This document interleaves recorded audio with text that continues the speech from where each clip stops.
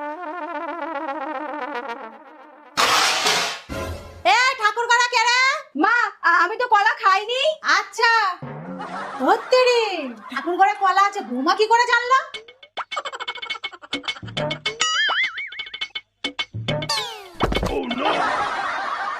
বৌমা, আজকে রান্নাটা তুমি করো। আচ্ছা মা। এইদিকে কোথায় যাচ্ছ? মা, ম্যাগি আনতে। কেন?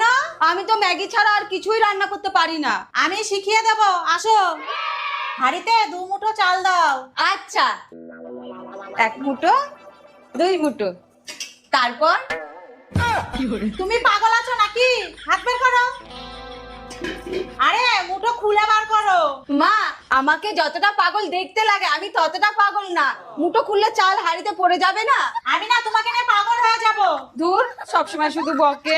ওই বাটিটা নাও।